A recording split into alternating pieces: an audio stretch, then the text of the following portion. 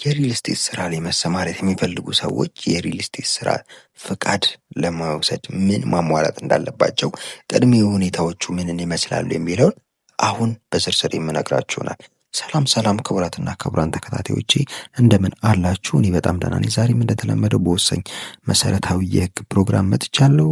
በዛሬው ፕሮግራሜ ሪል ስቴት ስራ ላይ መሰማራት የሚፈልጉ ሰዎች የሪል ስቴት ስራ ፍቃድ ለመውሰድ ምን ማሟላት አለባቸው፣ ቅድመ ሁኔታዎቹ ምን ይመስላሉ የሚለውን አሁን በዝርዝር የምነግራችሁ ይሆናል ማለት ነው። ለዚህ ቻናል አዲስ የሆናችሁ ቻናሉ ላይክ፣ ሼር፣ ሰብስክራይብ በማድረግ አብራችሁኝ ሁኑ። ቀጥታ ወደ ዛሬው ፕሮግራሜ የምገባ ይሆናል።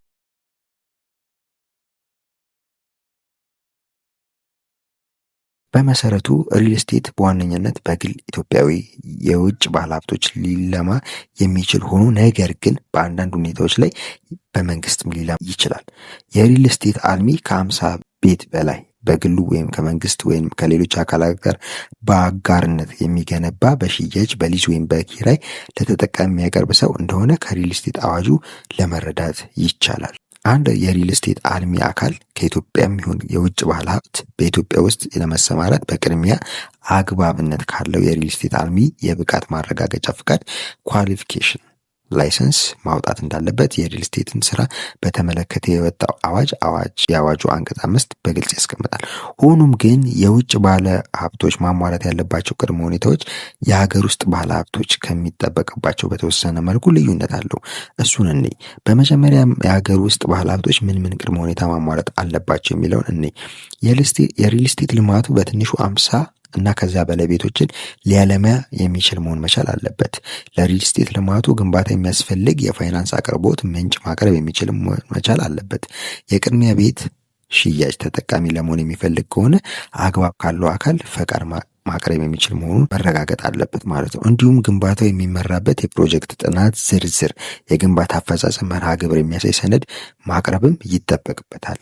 አንድ ሪል ስቴት አለም አለው የሚል ባለሀብት የውጭ ባለሀብቶች በኢትዮጵያ ውስጥ በሪል ስቴት ዘርፍ ለመሰማራት ደግሞ ከላይ ለሀገር ውስጥ ባለሀብቶች የተጠቀሱትን ቅድመ ሁኔታዎች እንደተጠበቁ ሆነው በተጨማሪ አሁን የምነግራችሁ ቅድመ ሁኔታዎችና መስፈርቶችን ማሟላት ይኖርባቸዋል። የመጀመሪያው በኢንቨስትመንት ህጉ መሰረት ለውጭ ባለሀብቶች በሀገር ውስጥ በዘርፉ ለመሰማራት ማሟላት የሚጠበቅበትን ዝቅተኛ የካፒታል መጠን ከግል ወይም ከውጭ ሀገር ፋይናንስ ተቋማት ማቅረብ ይኖርባቸዋል። በሌሎች አስተዳደር ህጎች የውጭ ባለሀብት እንዲያሟላ የተቀመጠው መስፈርት ማሟላት ይኖርበታል ማለት ነው።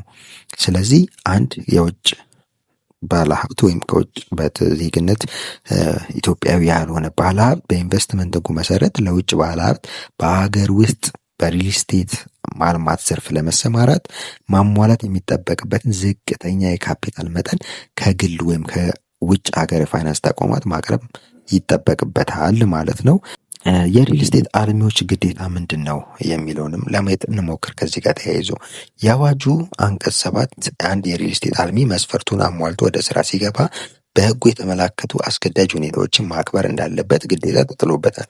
የሪል ስቴት አልሚው በውል ሰነዱ በህንፃ አዋጁና በሌሎች የህግ ማዕቀፎች የተመላከቱ ግዴታዎችን ማክበር እንደተጠበቀ ሆኖ በተጨማሪነት አሁን የምነግራችሁን ግዴታዎች ማሟላት ወይም ማክበር ይኖርበታል ማለት ነው።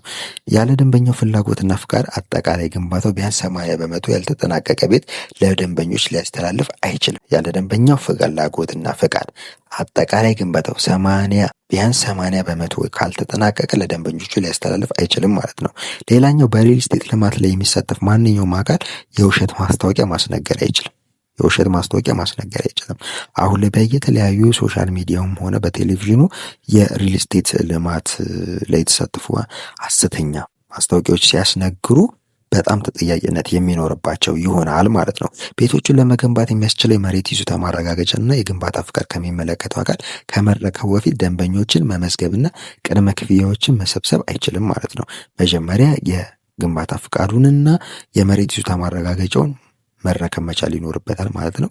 በህጋዊ መንገድ የተረከበው መሬት ሊያስተናግድ ከሚችለው የቤት ደንበኛ በላይ መመዝገብ አይችልም ማለት ነው። የተረከበው መሬትና የሚመዘገበው ደንበኛ መመጣጠን መቻል ይኖርበታል። በመሃል ደንበኞች ሊጭበረበሩ ስለማይገባ ማለት ነው። የመኖሪያ ቤት ግዢ ደንበኞች ማህበር እንዲያቋቁም ያበረታታል። የህንፃ መግለጫ ወይም ዲስክሪፕሽን ማስረከብ ይኖርበታል ማለት ነው። ከሚመለከተው የመንግስት አካል የተሰጠውን የይዞታ ማረጋገጫ፣ የቤቱ የግንባታ እቃዎች አይነት፣ አርኪቴክቸራል፣ ሳኒተሪ፣ ስትራክቸራል እና ኤሌክትሪካል ዲዛይን የግንባታ ፍቃድ እና የሪል ስቴት ልማት ፍቃዱንም እጆች ከውል ሰነዱ ጋር አያይዞ ለደንበኛው መስጠት ግዴታ አለበት ማለት ነው። ይህ የሪል ስቴት ባለሙያ ወይም ሽያጭ ባለሙያ ወይም የሪል ስቴት አልሚ ማለት ነው። በገባው ውል መሰረት የሪል ስቴት ግብይት ክፍያዎችን በባንክ ወይም በሌላ የኤሌክትሮኒክ ዘዴ ብቻ መሰብሰብ መቻል አለበት ማለት ነው። ደንበኛው ለከፈለው ገንዘብ ህጋዊ ደረሰኝም ሊሰጠው ይገባል ማለት ነው። ከዚህ ባለፈም በአዋጁ አንቀጽ 9 ድንጋጌ መሰረት በተለይ ከግንባታ በፊት የሽያጭ ውል ማከናወን ሲፈልግ በቅድሚያም ከሚመለከተው አካል ፍቃድ ማግኘትና ከቤት ግዢዎች የሚሰበሰበውን ገንዘብ አግባብነት ባለው አካል ፈቃድ መሰረት የሚከፈተውን ዝግ የባንክ ሂሳብ ገቢ ማድረግና ወይም ገንዘብ ማስያዝ ይኖርበታል ማለት ነው። ብዙ ጊዜ ሪል ስቴት ላይ ብዙ ሰዎች ፌል ሲያደርጉ ይታያል። ከዚህ በፊት ስሙን የማልጠራው አንድ ሪል ስቴት ድርጅትም እንደዚሁ በደንበኞቹ ቅሬታ ቀርቦበት እንደተዘጋና ሰዎቹም ለተጠያቂነት እንደተደረጉ ይታወሳል ማለት ነው። ስለዚህ ሪል ስቴት ላይ ከገዢና ከሻጭ መካከል ደንበኛ የሆነ የህግ ማሻሻያ ተደርጓል ማለት ነው።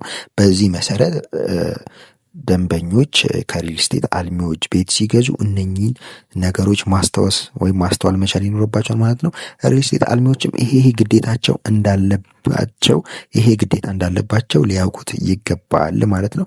ይህንን ለማሳወቅ ነው ይህን ፕሮግራም የሰራሁት። በቀጣይ ሌላ መሰረታዊ የህግ ቪዲዮ እስከምንገናኝ መልካም ጊዜ ቸር እንሰንብት።